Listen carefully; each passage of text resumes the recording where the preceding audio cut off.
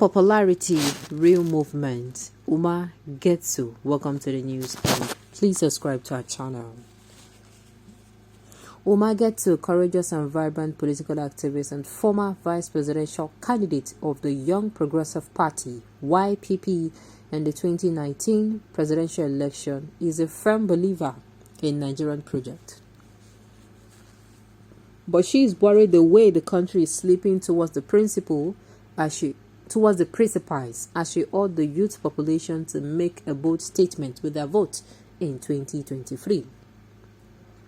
In this engaging encounter with Sunday Sun, she spoke further on why she left the YPP, women participation in politics, the P2B movement, and advised to Ndibo on what not to do in the Obi'S presidential campaign, among other critical issues.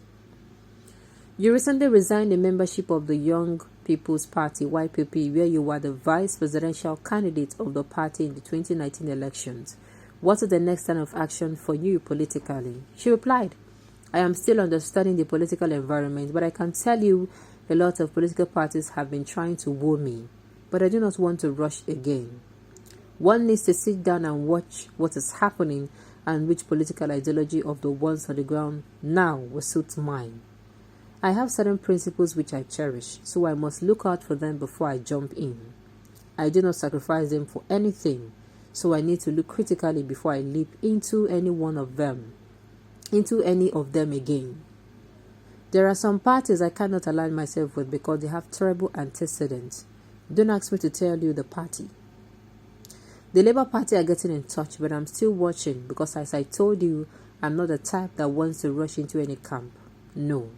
So, to answer your question, I am still studying the political scenario so as to make the best choice, not only for me, but for those that believe in me. So for now, I am still holding on, looking, listening, and learning too. You know I am in this politics for a mission. I represent the youth, and I will ensure that wherever I go, I will still carry them along. I do not know how to throw away my principles and start thinking like a Nigerian. Nigerian politics has never been this ugly. People are just rushing to some parties not because they have something to offer, but because of the money they will get from those money bags. You ask yourself, what is it about this one that I imagine as presidential candidate in these major parties we don't already know? We're trying to do another fire brigade approach again. I have never been afraid for Nigeria the way I am now.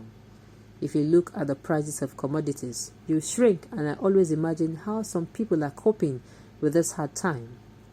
People are angry everywhere. Look at what is happening in the north today. People want to become bandits because they are hungry. It has become the easiest way to get money. You now see them, bandits having access to millions. The people are suffering and they just want to hold on to anything to survive. And the government is there, not doing anything that produces the right results. It is worrisome that the government has not shown the required commitment to stop this mess. The truth is that there is leadership failure, and you even begin to wonder if there is any government in place. How has the government cared and responded to the people's welfare? How is it the government responding to the security challenge? Most times they weep over what Nigerians seem to be passing through, and there is no reason for this suffering, given our potential, both in human and material resources.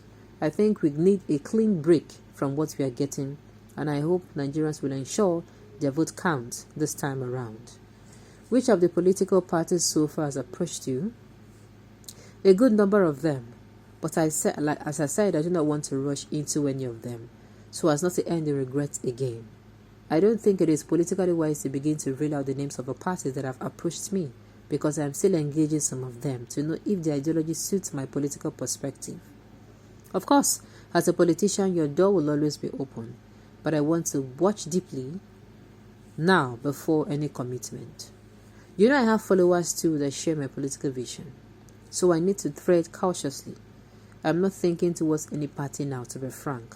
Let me watch first and be convinced. I've had a talk with almost all the big parties, but I think the one I have not had talk with is Mr. P2B of the Labour Party. You see, I have not seen what I want in all those I have engaged that will make me jump into any of them for now.